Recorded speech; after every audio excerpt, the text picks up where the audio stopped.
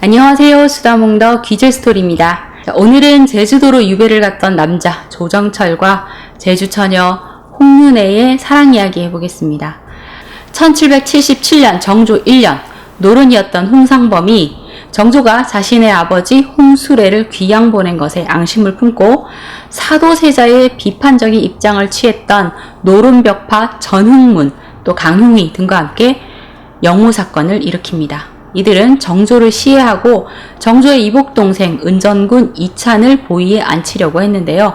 정유역변 3대 모욕 사건으로 더 많이 알려진 이 사건은 굉장히 충격적인 것이 왕실의 침전 지붕까지 이 자객이 침투했던 전무후무한 암살 시도 사건이었기 때문입니다. 실록에 따르면 1777년 7월 28일 오후 11시 정조가 조년각 텐마루에서 책을 읽고 있었는데 갑자기 지붕에서 발소리가 들렸고 귀하장이 깨지는 소리까지 들렸다고 합니다. 놀란 정조가 급히 사람들을 불러 조사를 시켰고 이 조년각 지붕에 기와가 깨져 흩어진 것을 발견하죠. 영모의 배우인 홍상범은 미리 궁성 호위무관과 나인까지 포섭해서 정조를 암살하려고 했는데 이렇게 실패를 하자 8월 11일 한 번 더 암살 시도를 했는데 살수가 잡히면서 또 실패를 합니다. 자, 이 영모의 전말이 밝혀지면서 홍상범은 거리에 묶여 창에 찔려 죽임을 당하는데요. 이 사건 이후 홍씨 집안은 완전히 몰락하게 됩니다. 그리고 조정철이 이 사건에 연루되어 제주도로 유배를 오게 된 것인데요. 조정철의 장인이 형조판서 홍지혜였는데 정유역변의 주모자인 홍상범의 아버지의 형으로 영모 사건에 연루되어 결국 처형당하게 됩니다. 그리고 홍상범의 여종 감정이 조정철의 집을 자주 드나들었다라는 증언이 있었기 때문에 조정철도 이 영모 사건에 휘말리게 된 것이죠. 조정철의 할아버지 조태채가 영조가 보위에 오르는데 공을 세웠던 사람이어서 조정철은 겨우 사형을 면했고 형 조원철은 동네 기장으로 그리고 조정철은 제주도로 유배를 가게 된 것입니다. 유배를 간 조정철은 온종일 집안에서 책을 읽거나 시를 쓰면서 외부인과의 접촉을 피했고 또 누구도 이 대역죄인 조정철에게 말을 걸지 않았죠. 유배를 가면 사실 생활이 녹록치 않기 때문에 본가에서 식량과 필요 물품을 보내오는 경우가 많았는데 조정철은 상황이 많이 힘들었습니다. 친정일로 남편이 유배를 간 것에 죄책감과 충격을 받은 아내 홍번이는 대들보에 목을 매서 자결을 했었고 본가는 풍비박산이 된 상태이고 늙으신 어머니만 힘겹게 살아가고 계신 상태여서 조정철을 도와주는 이가 없어 그는 제대로 먹지도 못하고 힘겨운 생활을 해야 했습니다. 그렇게 3년이라는 시간을 보냈고 조정철이 홀로 집안일까지 하는 것이 몹시 안쓰러웠던 이 집주인이 집안일을 도울 사람을 좀 찾아보는 것이 어떠냐라고 권하게 되는데 이 소식을 들은 마을 처녀 홍윤애가 제가 하겠습니다 라며 자원을 하게 됩니다. 홍윤애 아버지는 제주 향리 출신의 홍처훈이라는 사람인데 홍윤강의 13대 손입니다. 홍윤강은 고려의 고려 명문가문 출신으로 문과에 급제를 해서 중훈대부 사제감에 올랐던 인물인데 고려 공민왕 때 이 홍윤강의 친족 홍윤과 홍간이 이 공민왕 시해 사건 주모자로 처형이 됩니다. 이렇게 가문이 몰락하게 되자 홍윤강은 모든 것을 버리고 가족들을 데리고 제주로 와서 자리를 잡은 것이죠.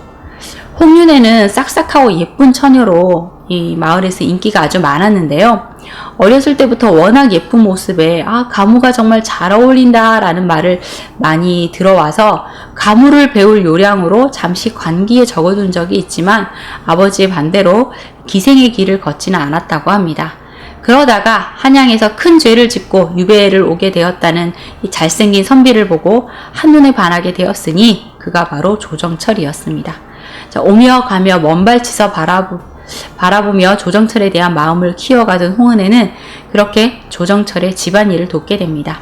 당시 조정철은 27 정도의 나이였고 홍은혜는 20 남짓의 처녀였는데 자주 얼굴을 보고 마주하는 시간이 많아질수록 서로에게 마음을 주게 됩니다. 그렇게 1년을 함께 보낸 조정철과 홍윤애는 연인이 되었고 귀여운 딸도 하나 낳게 됩니다. 머나먼 제주 땅에 유배를 와서 아무런 희망이나 기쁨이 없을 줄 알았는데 조정철은 홍윤회로 인해 마음의 안정을 되찾고 이 행복도 잠시 느낄 수 있었죠. 하지만 조정철의 시련은 아직 끝난 것이 아니었습니다. 김시구라는 사람이 제주 목사로 부임을 해온 것인데요. 김시구는 소론파이고 조정철은 노론이기 때문에 정치적으로 대척점에 서 있기도 했고, 또 김시구의 집안은 조정철의 화려한 집안과는 비교가 되지 않는 집안이었기 때문에 조정에 있을 때부터 조정철에게 자격지심을 가지고 있었습니다. 그런 조정철을 입장이 완전히 바뀌어서 제주도에서 다시 만나게 되었으니 김시구는 조정철을 죽여서 자신이 지난날 무시당했다고 생각한 그 세월의 안갚음을 하고자 했습니다. 김시구는 조정철의 꼬투리를 잡기 위해서 부하들을 보내 염탐을 하도록 했는데요. 하지만 유배지에서 조정철이 뭘 할 수 있었겠습니까? 하루 종일 책을 읽는 것이 그의 일과일 뿐이었죠. 자, 그러자 김시구는 조정철과 가까이 하고 있는 홍윤회를 잡아들입니다. 홍윤회가 딸을 낳은 지 겨우 한 달 남짓 만의 일인데요. 홍윤회가 조정철의 영모 심부름을 했다라는 누명을 씌운 겁니다. 김시구는 홍윤회에게 무시무시한 고문을 가하면서 조정철이 영모를 꾸미고 있음을 털어놓으라고 문초를 합니다. 이렇게 심한 고문을 가하면 없는 죄도 만들어낼 수 있었는데요. 하지만 홍윤회는 모진 고문을 참아내면서 조정철은 절대 그런 일을 꾸민 적이 없으며 자신은 조정철의 집안일을 해주었을 뿐이라는 말만 반복합니다. 홍윤회는 곤장을 70대나 맞아서 뼈가 부러지는 고통을 참다가 혼절을 하기도 했지만 조정철에게 불리한 말은 단 한마디도 하지 않았습니다. 홍윤회가 아무런 죄도 없이 이렇게 고문을 받고 있다는 것을 알게 된 제주 백성 200여 명이 제주 관아로 몰려가서 농성을 하는 바람에 이 관아의 관속들이 폭력을 행사하는 일이 생기자 김시구는 일이 엉뚱하게 진행되는 것에 불안감을 느끼게 되죠. 김시구는 홍윤회에게 더 모진 고문을 가해서 그녀의 입을 열게 하려고 했는데 홍윤회는 결국 입을 열지 않았고 모진 고문을 이기지 못해 죽음을 맞게 됩니다. 조정철은 홍윤회가 죽음을 맞게 되었다는 소식을 듣고 깊은 슬픔을 느끼며 시를 한 편 짓습니다. 갓끝 같은 혹형, 사건의 근거도 없이 너의 말 대쪽에 듯하여 어지러움 잠재웠네. 지금과 같은 생사 성군 시대에도 있는가. 홍윤회의 죽음에 대해 조정에 보고를 해야 했던 김시구는 제주에서 영모가 있었다는 거짓을 올리는데요. 증거도 없이 사람을 죽인 것을 덮기 위한 거짓말이었죠. 조정철의 시에 드러난 나의 죄에 만들어 곧 밀개를 한다 하니 라는 시구는 이런 김시구의 음모를 나타내는 시구이지요. 조정에서는 즉시 새 목사와 어사 박천영을 파견했고 조정철은 반역을 꾀한 것이 맞는지 또 조사를 받아야만 했는데요. 어사가 제주도에 오기까지 한 달 남짓 기간이 있었는데 그 기간 동안 옥에 갇혀 지냈던 조정철은 홍윤회를 그리워하며 또 시를 씁니다. 하늘로 감아 올리는 원인 모를 재앙, 죽음은 실로 나 때문이지 어찌 그대의 원혼일까. 가뭄에 열을 거듭된 세찬 비바람, 섬사람들 오히려 열왕 원한이라 말들 하네. 제주도에 몰아치는 폭풍우가 홍윤의 원한 때문이라는 말들이 있었기 때문에 조정철의 시에 표현을 했던 것입니다. 어사 박천영이 제주도에 도착을 했고 신문을 받게 된 조정철은 죽음으로 자신을 지키려 했던 홍윤회를 떠올리며 모진 고문을 견뎌냈고 그의 혐의 없음이 밝혀지게 됩니다.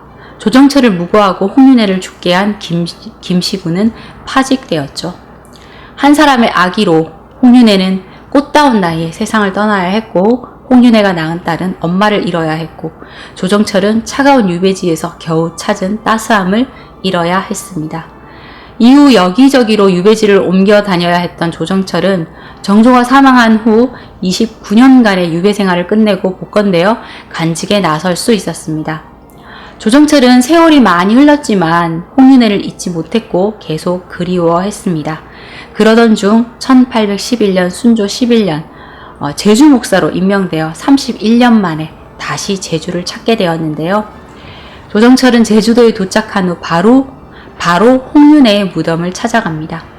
환갑이 되어 흰머리 성성한 노인이 되어서야 홍윤회의 무덤을 찾을 수 있었던 조정철은 지난날의 홍윤회와의 따스했던 추억과 그녀의 아픈 마지막을 떠올리며 그녀의 무덤가에서 밤새 울었다고 합니다. 조정철은 홍윤회를 애도하는 애도시와 비문을 지어 묘비명을 새겨주었는데요. 그 애도시를 한번 읊어보도록 하겠습니다. 무치녹 숨은 향기 문득 몇 년이던가 누가 그대의 억울함 푸른 하늘에 호소하리 황천길 아득한데 누굴 믿고 돌아갔나 정의의 피 깊이 감추고 죽음 또한 까닭이 있었네.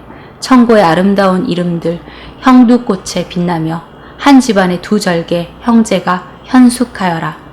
젊은 나이에 두 무덤 이제는 일으킬 길 없고 푸른 풀만이 말갈퀴 앞에 돋아나는구나. 한 집안의 두 절개라는 것은 홍윤회와 홍윤회 언니가 품은 절개를 뜻하는 것인데요. 홍윤회의 언니는 참판 이형규의 부실이었는데 이형규가 사망을 하자 독약을 먹고 자결을 했다고 합니다.